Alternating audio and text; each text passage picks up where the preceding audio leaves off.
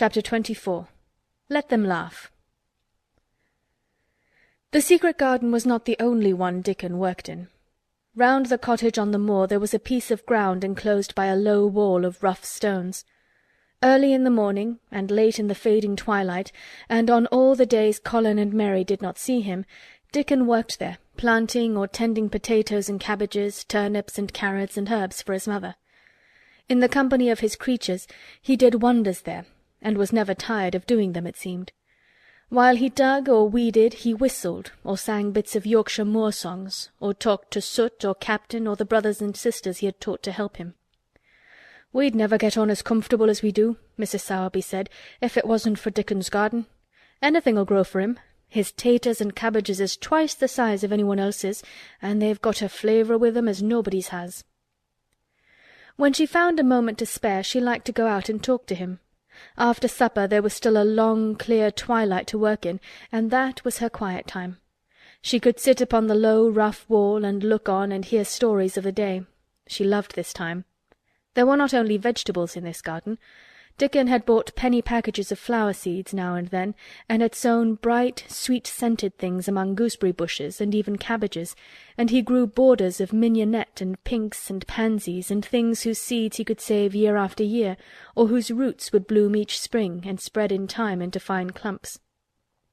The low wall was one of the prettiest things in Yorkshire, because he had tucked moorland foxglove and ferns and rock-cress and hedgerow flowers into every crevice, until only here and there glimpses of the stones were to be seen.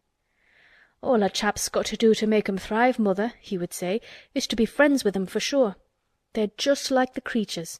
If they're thirsty, give 'em drink, and if they're hungry, give 'em a bit of food. They want to live same as we do. If they died, I should feel as if I'd been a bad lad and somehow treated them heartless." It was in these twilight hours that Mrs. Sowerby heard of all that happened at Misselthwaite Manor. At first she was only told that Mester Colin had taken a fancy to going out into the grounds with Miss Mary, and that it was doing him good. But it was not long before it was agreed between the two children that Dickon's mother might come into the secret. Somehow it was not doubted that she was safe for sure. So one beautiful still evening Dickon told the whole story, with all the thrilling details of the buried key and the robin and the grey haze which had seemed like deadness, and the secret Mistress Mary had planned never to reveal. The coming of Dickon and how it had been told to him, the doubt of Mester Colin, and the final drama of his introduction to the hidden domain, combined with the incident of Ben Weatherstaff's angry face peering over the wall and Mester Colin's sudden indignant strength, made Mrs. Sowerby's nice-looking face quite change colour several times. "My word," she said, "it was a good thing that little lass come to the manor. It's been the making of her and the saving of him. Standing on his feet, and no soul thinking he was a poor half-witted lad with not a straight bone in him." She asked a great many questions, and her blue eyes were full of deep thinking. "What do they make of it at the manor, him being so well and cheerful and never complaining?" she inquired. "They don't know what to make of it," answered Dickon. "Every day as comes round his face looks different. It's filling out, and doesn't look so sharp, and the waxy colour's going. But he has to do his bit o' complaining," with a highly entertained grin. "What for, in mercy's name?" asked Mrs. Sowerby. Dickon chuckled. "He does it to keep them from guessing what's happened. If the doctor knew he'd found out he could stand on his feet, he'd likely write and tell Mester Craven. Mester Colin's saving the secret to tell himself. He's going to practise his magic on his legs every day till his father comes back, and then he's going to march into his room and show him he's as straight as other lads. But him and Miss Mary think it's the best plan to do a bit of groaning and fretting now and then to throw folk off the scent." Mrs. Sowerby was laughing a low, comfortable laugh long before he had finished his last sentence. "Eh," she said, "that pair's enjoying theirselves, I'll warrant. They'll get a good bit o' acting out of it, and there's nothing children likes as much as play-acting. Let's hear what they do, Dickon lad." Dickon stopped weeding and sat up on his heels to tell her. His eyes were twinkling with fun. "Mester Colin is carried down in his chair every time he goes out," he explained, "and he flies out at John the footman for not carrying him careful enough. He makes himself as helpless looking as he can, and never lifts his head till we're out o' sight o' the house. And he grunts and frets a good bit when he's being settled into his chair. Him and Miss Mary's both got to enjoying it, and when he groans and complains she'll say, 'Poor Colin, does it hurt you so much? Are you so weak as that, poor Colin? But the trouble is that sometimes they can scarce keep from bursting out laughing. When we get safe into the garden they laugh till they've got no breath left to laugh with, and they have to stuff their faces into Mester Collins's cushions to keep the gardeners from hearing, if any of 'em's about." "The more they laugh the better for 'em," said Mrs. Sowerby, still laughing herself. "Good healthy child laughing's better than pills any day o' the year. That pair'll plump up for sure." "They are plumping up," said Dickon. "They're that hungry they don't know how to get enough to eat without making talk. Mr. Collins says if he keeps sending for more food they won't believe he's an invalid at all. Miss Mary says she'll let him eat her share, but he says that if she goes hungry she'll get thin, and they mun both get fat at once." Mrs. Sowerby laughed so heartily at the revelation of this difficulty that she quite rocked backward and forward in her blue cloak, and Dickon laughed with her. "I'll tell thee what, lad," Mrs. Sowerby said when she could speak. "I've thought of a way to help 'em. When thou goes to him in the mornings, thou shalt take a pail o' good new milk, and I'll bake 'em a crusty cottage loaf or some buns with currants in 'em, same as you children like. Nothing so good as fresh milk and bread. Then they could take off th' edge o' their hunger while they were in the garden, and the fine food they get indoors 'ud polish off the corners." "Eh, mother," said Dickon admiringly, "what a wonder tha'rt. Thou always sees a way out o' things. They was quite in a pother yesterday. They didn't see how they was to manage it without ordering up more food, they felt that empty inside. They're two young uns, growing fast, and health's coming back to both of 'em. Children like that feels like young wolves, and food's flesh and blood to 'em," said Mrs. Sowerby. Then she smiled Dickon's own curving smile. "Eh, but they're enjoying themselves for sure," she said. She was quite right, the comfortable, wonderful mother creature, and she had never been more so than when she said their play-actin' would be their joy. Colin and Mary found it one of their most thrilling sources of entertainment. The idea of protecting themselves from suspicion had been unconsciously suggested to them first by the puzzled nurse, and then by Dr. Craven himself. "Your appetite is improving very much, Master Colin," the nurse had said one day. "You used to eat nothing, and so many things disagreed with you." "Nothing disagrees with me now," replied Colin, and then, seeing the nurse looking at him curiously, he suddenly remembered that perhaps he ought not to appear too well just yet. "At least, things don't so often disagree with me. It's the fresh air." "Perhaps it is," said the nurse, still looking at him with a mystified expression. "But I must talk to Dr. Craven about it." "How she stared at you," said Mary when she went away, "as if she thought there must be something to find out." "I won't have her finding out things," said Colin. "No one must begin to find out yet." When Dr. Craven came that morning he seemed puzzled also. He asked a number of questions, to Colin's great annoyance. "You stay out in the garden a great deal," he suggested. "Where do you go?" Colin put on his favourite air of dignified indifference to opinion. "I will not let anyone know where I go," he answered. "I go to a place I like. Everyone has orders to keep out of the way. I won't be watched and stared at, you know that." "You seem to be out all day, but I do not think it has done you harm. I do not think so. The nurse says that you eat much more than you have ever done before." "Perhaps," said Colin, prompted by a sudden inspiration, "perhaps it is an unnatural appetite." "I do not think so, as your food seems to agree with you," said Dr. Craven. "You are gaining flesh rapidly, and your colour is better." Perhaps I am bloated and feverish," said Colin, assuming a discouraging air of gloom. "People who are not going to live are often different." Dr. Craven shook his head. He was holding Colin's wrist, and he pushed up his sleeve and felt his arm. "You are not feverish," he said thoughtfully, "and such flesh as you have gained is healthy. If you can keep this up, my boy, we need not talk of dying. Your father will be happy to hear of this remarkable improvement." "I won't have him told," Colin broke forth fiercely. "It will only disappoint him if I get worse again, and I may get worse this very night. I might have a raging fever. I feel as if I might be beginning to have one now. I won't have letters written to my father. I won't! You're making me angry, and you know that is bad for me. I feel hot already. I hate being written about and being talked over as much as I hate being stared at." "Hush, my boy," Dr. Craven soothed him. "Nothing shall be written without your permission. You are too sensitive about things. You must not undo the good which has been done." He said no more about writing to Mr. Craven, and when he saw the nurse he privately warned her that such a possibility must not be mentioned to the patient. "The boy is extraordinarily better," he said. "His advance seems almost abnormal. But of course he is doing now of his own free will what we could not make him do before. Still, he excites himself very easily, and nothing must be said to irritate him. Mary and Colin were much alarmed and talked together anxiously. From this time dated their plan of play-actin'. "I may be obliged to have a tantrum," said Colin regretfully. "I don't want to have one, and I'm not miserable enough now to work myself into a big one. Perhaps I couldn't have one at all. That lump doesn't come in my throat now, and I keep thinking of nice things instead of horrible ones. But if they talk about writing to my father, I shall have to do something." He made up his mind to eat less, but unfortunately it was not possible to carry out this brilliant idea when he wakened each morning with an amazing appetite, and the table near his sofa was set with a breakfast of home-made bread and fresh butter, snow-white eggs, raspberry jam, and clotted cream. Mary always breakfasted with him, and when they found themselves at the table, particularly if there were delicate slices of sizzling ham sending forth tempting odours from under a hot silver cover, they would look into each other's eyes in desperation. "I think we shall have to eat it all this morning, Mary," Colin always ended by saying. "We can send away some of the lunch and a great deal of the dinner." But they never found they could send away anything, and the highly polished condition of the empty plates returned to the pantry awakened much comment. "I do wish," Colin would say also, "I do wish the slices of ham were thicker, and one muffin each is not enough for anyone."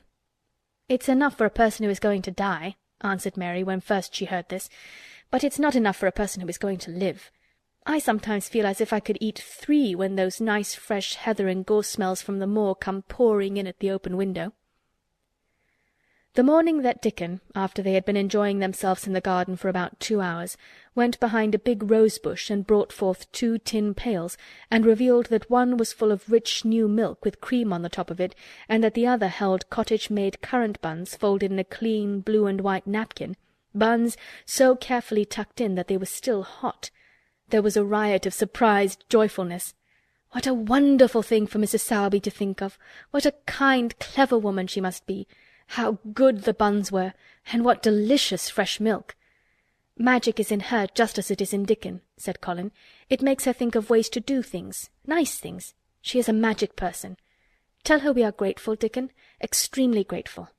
He was given to using rather grown-up phrases at times. He enjoyed them. He liked this so much that he improved upon it. "Tell her she has been most bounteous, and our gratitude is extreme." And then, forgetting his grandeur, he fell to and stuffed himself with buns and drank milk out of the pail in copious draughts, in the manner of any hungry little boy who had been taking unusual exercise and breathing in moorland air, and whose breakfast was more than 2 hours behind him. This was the beginning of many agreeable incidents of the same kind. They actually awoke to the fact that, as Mrs. Sowerby had 14 people to provide food for, she might not have enough to satisfy 2 extra appetites every day. So they asked her to let them send some of their shillings to buy things. Dickon made the stimulating discovery that in the wood in the park outside the garden, where Mary had first found him piping to the wild creatures, there was a deep little hollow where you could build a sort of tiny oven with stones and roast potatoes and eggs in it. Roasted eggs were a previously unknown luxury, and very hot potatoes with salt and fresh butter in them were fit for a woodland king, besides being deliciously satisfying. You could buy both potatoes and eggs and eat as many as you liked without feeling as if you were taking food out of the mouths of 14 people. Every beautiful morning the magic was worked by the mystic circle under the plum tree, which provided a canopy of thickening green leaves after its brief blossom time was ended. After the ceremony Colin always took his walking exercise, and throughout the day he exercised his newly found power at intervals. Each day he grew stronger and could walk more steadily and cover more ground, and each day his belief in the magic grew stronger, as well it might. He tried one experiment after another as he felt himself gaining strength, and it was Dickon who showed him the best things of all. "Yesterday," he said one morning after an absence, "I went to Thwaite for mother, and near the Blue Cow Inn I seed Bob Haworth. He's the strongest chap on the moor. He's the champion wrestler, and he can jump higher than any other chap and throw the hammer farther. He's gone all the way to Scotland for the sports some years. He's knowed me ever since I was a little un, and he's a friendly sort, and I asked him some questions. The gentry calls him a athlete, and I thought of thee, Master Colin, and I says, 'How did tha make thy muscles stick out that way, Bob? Did tha do anything extra to make thyself so strong?' And he says, 'Well, yes, lad, I did. A strong man in a show that came to Thwaite once showed me how to exercise my arms and legs and every muscle in my body.' And I says, 'Could a delicate chap make hisself stronger with 'em, Bob?' And he laughed and he says, 'Art thou the delicate chap?' And I says, 'No, but I knows a young gentleman that's gettin' well of a long illness, and I wish I'd knowed some o' them tricks to tell him about.' I didn't say no names, and he didn't ask none.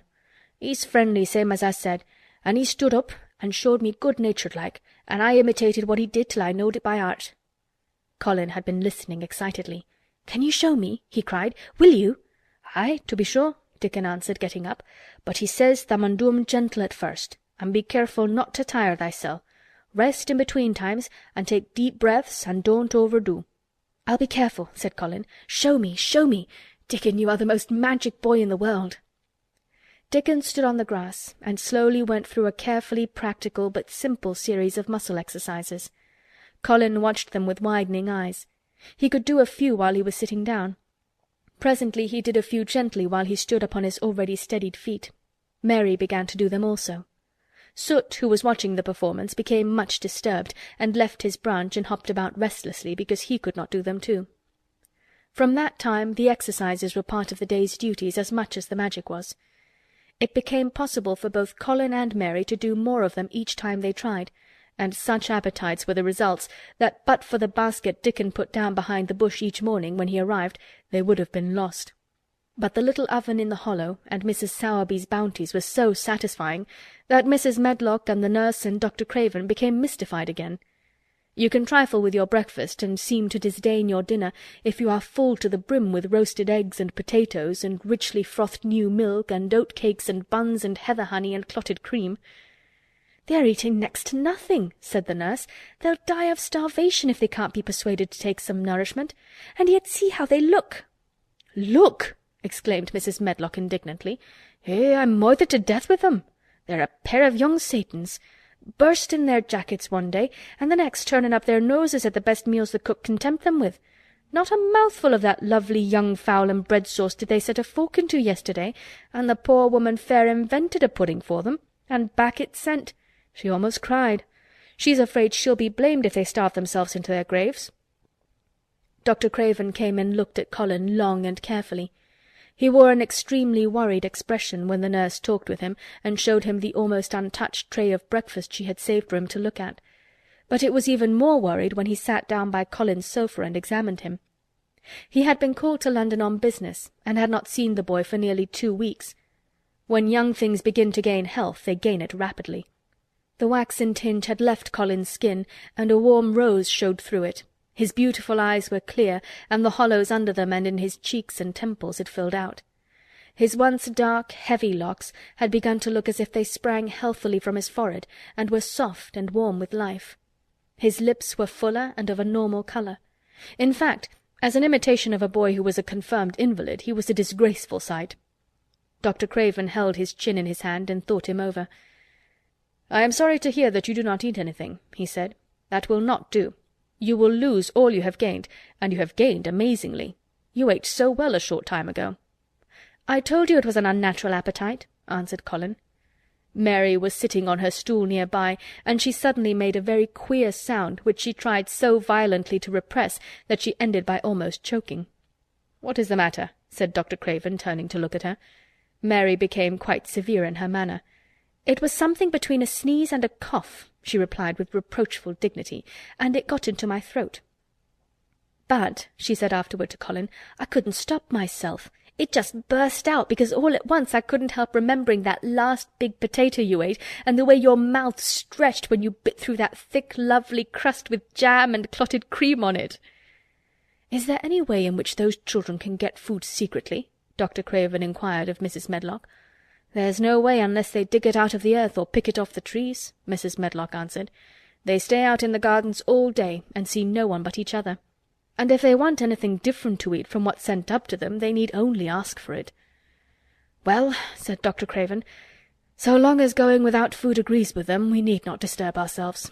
The boy is a new creature." "So is the girl," said Mrs. Medlock. "She's begun to be downright pretty since she's filled out and lost her ugly little sour look. Her hair's grown thick and healthy-looking, and she's got a bright colour. The glummest, ill-natured little thing she used to be, and now her and Master Colin laugh together like a pair of crazy young ones. Perhaps they're growing fat on that." "Perhaps they are," said Dr. Craven. "Let them laugh." End of chapter 24.